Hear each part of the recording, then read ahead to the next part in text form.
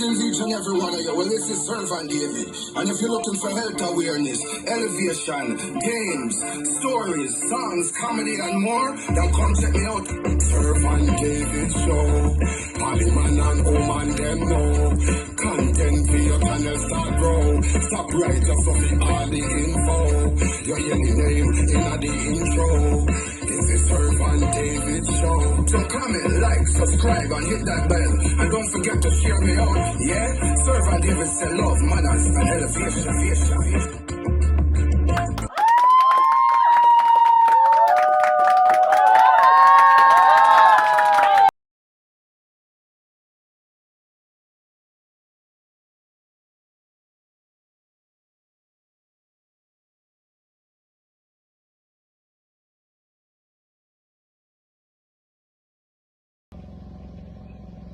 Blessed greetings, everyone. I am Servant David, and I want to welcome you to the Servant David Show. Today is Storytime Sunday, and on Storytime Sunday, I tell stories with morals, stories that have morals to them.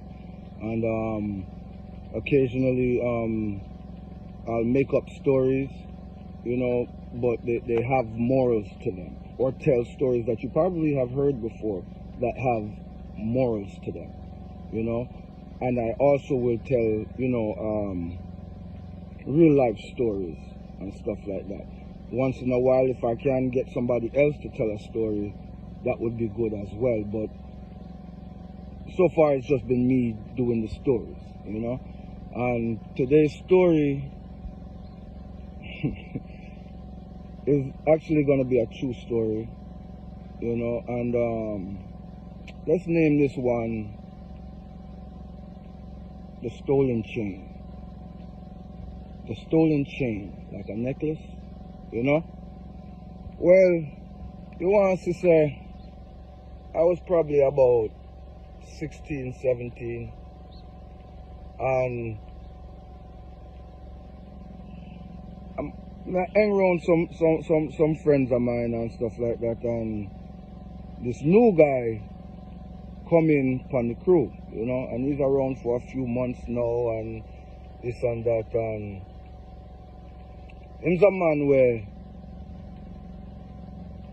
we get to find out some teeth enough. Love in teeth enough. In teeth enough, And a couple of times, the reason why we figure out some teeth enough, because a couple of times in teeth from it, And whether it be small things, big things, or whatever, but in finger them sticky, So one day about 4 hours apart, and we are going to check him sister up in New York. We are left Connecticut, and we are go up to New York to check him sister. So we go up there and take the ride, and why you want to say me? Going out the house and me did it, and I said, boy, I have to use the bathroom, So I'm going out the bathroom and I see one gold rope chain. Yeah? One gold chain, let me see. I don't know why, but I take up the gold chain and I push it in my pocket, my brother. No. I'm going to make it all the way back to Connecticut. I even sleep there overnight with the chain in my pocket, Sleep at the place before, because we sleep there the night. In the morning we wake up and we leave out. Reach back to Connecticut, and I have one girlfriend where I have. And me tell her, say the chain stolen. Me tell her where me get it and everything. She know everything, right? Me put the chain down on the dresser one day. Because I teeth it, so I'm not going to go out and all them things there. You know what I mean? A pan, me didn't want a pan that. Put the sitting down on the dresser, and well, she said the girl go pick up the chain and put it around her neck, you know. Walk around the place, you know. And I walk around the place, you know. So, of course, she's my girl. People know who she is. She run across them. The person who sister we go check. She run across him somehow. Me never know about this. Me out to do whatever. Wherever me did them, me don't know. Why later on in the evening, you see the same brethren them. And then pull up on me and they say, yo, come jump in the car, you know. And at first me feel a way, you know. Me feel a way. But me just say, yo, let me get in the car anyway, because me not do nothing. But me just feel a way, then me just feel a way, me don't know. I get in the car, and we are chill, and the man them start talk out and rate me. And this and that, and re. And I just feel awkward. I mean, I appreciate it, but I just feel awkward, and you know, I want to say the youth who sister house we go. Me sit down in our back seat, you know. And me and him in our back seat, you know. Why? You want to say, the man them say, one thing though.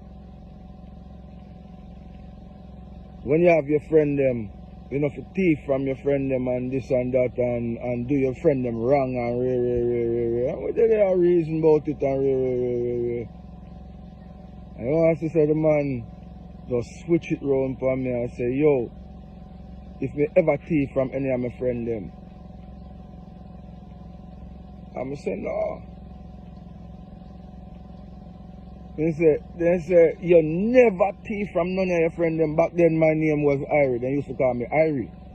You know? I-R-I-E, Irie. So them say, you never thief from nobody? None of your friend them? I say, no, why would I do that? They say, him no know. But it hard. Because him want know how my woman end up with film sister chain around her neck. Eh? The way him get to find out say I'm sister chain because I never noticed say the chain have some inscription on it. Like some initial or something on it. Like an inscription. So them it's identifiable or whatever.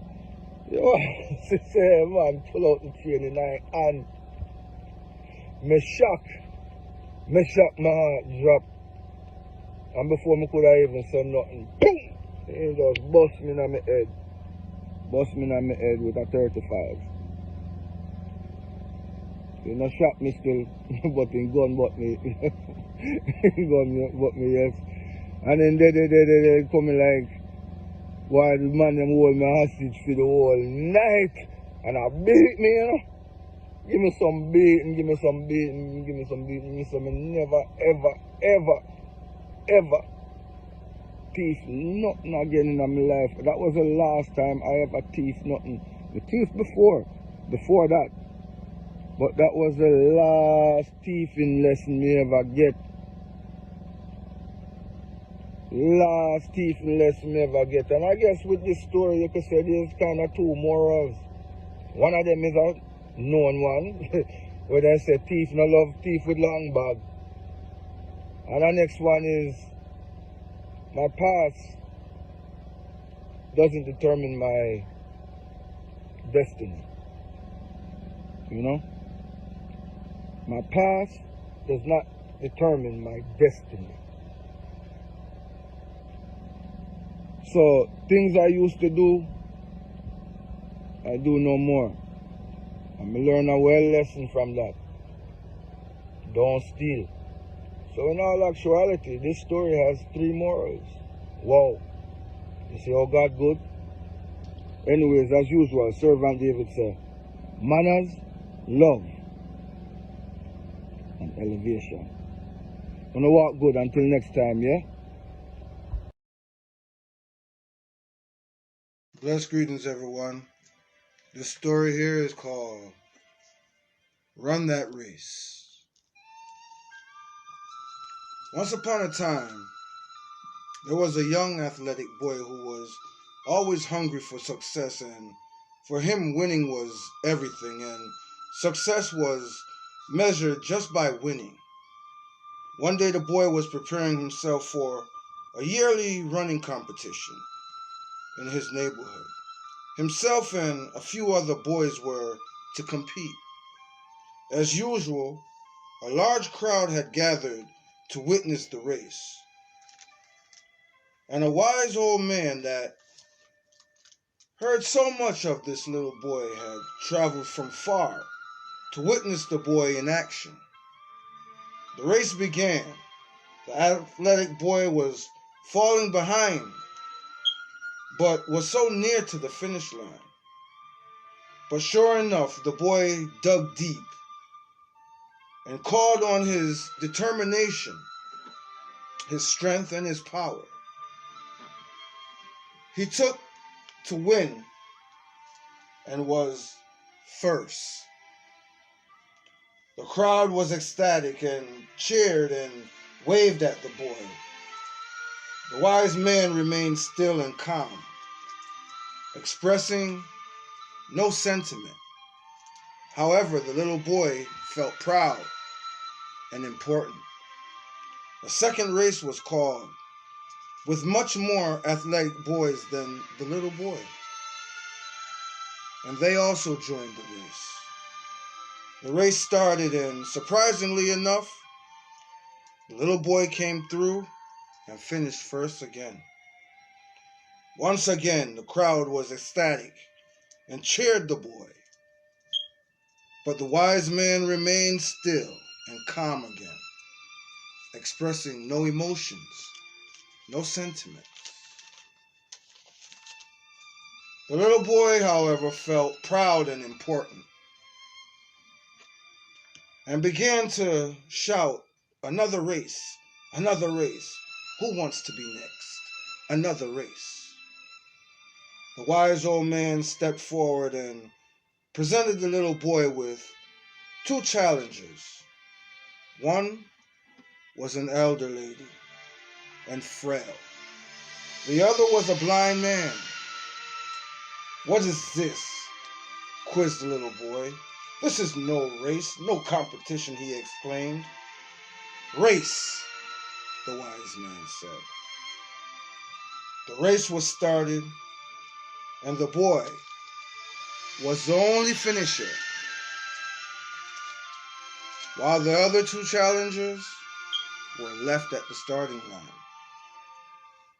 The little boy was ecstatic and raised his hands in victory. The crowd, however, were silent, showing no sentiment toward the little boy. The boy asked, "What has happened? Why the people do not join in my success?" he asked the wise old man. "Race again," replied the old man, "but this time, finish together. All three of you, finish together. Now race." The little boy thought a little, then he stood between the two challengers, and then took them both by the hand. The race began, and the little boy walked slowly, ever so slowly, towards that finish line. And crossing it, all three of them together, the crowd was ecstatic and waved at the boy. The wise man smiled while gently nodding his head and said, "How do you feel?" And the boy said, "I feel proud and important." "Old man, I understand not, though. Who do the crowd cheer for? Which one of us three?" The wise old man looked him into his eyes And placing his hands on the boy's shoulders, he replied softly, "Little boy, for this race you have won much, much more than in any race you've ever ran before. And for this race, the crowd cheers not just for one achiever. You see, in life, in your life, what are you running for? Are you hungry for success? Is winning the only measurement for you? Is winning the only important thing for you in life? And who are you running against? And if you always win against everybody, then soon people will stop cheering for you.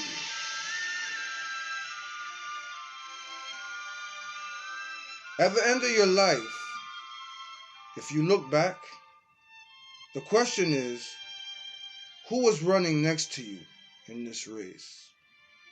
If they were weaker and old, did you help them to get across the line?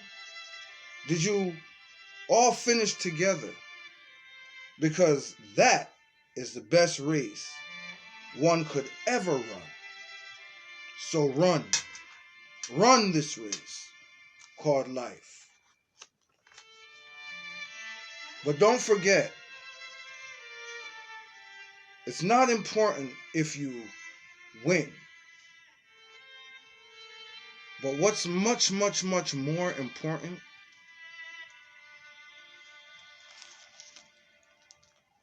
is how you ran the race. As usual, Servant David said, manners, love, and elevation. Thanks for watching. I'm gonna walk good, yeah? Servant David out.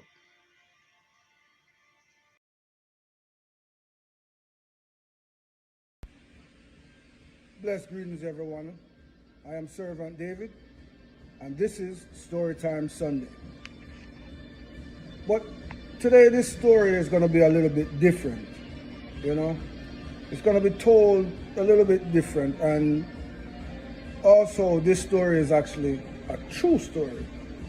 All the other stories I tell are normally, you know, stories with morals, but made up stories. This one here is a true story. You know, and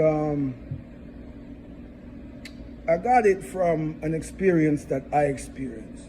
You know, I have a good friend of mine named Brother Gary. You guys need to go check out that show, the Bro Gary Radio Show. Subscribe, comment, and share out the thing, yeah? But he has a show, and on one of his shows, he was talking about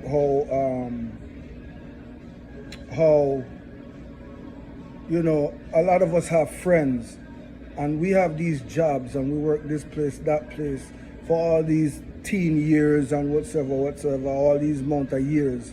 And we never hook a friend up with a job and all those things, you know. And I am one that I'm skeptical about referring people or getting people a job because they screw up your name, you know what I mean? But on this in particular incident, it was someone I know, you know, and I get them the job. And they're working, and, you know, I've been there for years, you know, and I've been offered, you know, supervisor position and all those things, you know, but shift position, shift supervisor and all those things. And I turn it down because the responsibility that comes behind it and the headache, I'm just not one for it. So I would turn them down, you know, and he's been working and doing a good job at that, you know. And he finally, you know, get promoted per se. And then he get the offer to be a supervisor. And you know, sir, as him get the supervisor position, in less than a week's time, people start see like him attitude change, the way him do things, the way him, the things him used to do, what we really not supposed to do, you know. But him go point it out, so say we are do it and this and that and real. And long story short, that same friend that I got the job end up fire me. For some earphones that I had in my ears. Headphones. All them did have to say was take them out. Yo, you know what I mean? Call me one way. And this is somebody I see every day. Away from work. You know? The head just swell up and he just, you know? So these are the things we have to be careful of, referring people to jobs, and not only that they can turn around and bite you, but they can mess up your name, because he could have been the type that does not go there and do a good job and all those things, and just make me look bad, you know. So that is a story that really happened, and to tell you the truth, at the time I was vexed, but right now I not even feel no way about it, you know, because what is for me, you know, and maybe my time there I'd come to an end. Anyways, as usual, Servant David said, love, manners, and elevation. And until next time, wanna walk good, yeah? Oh.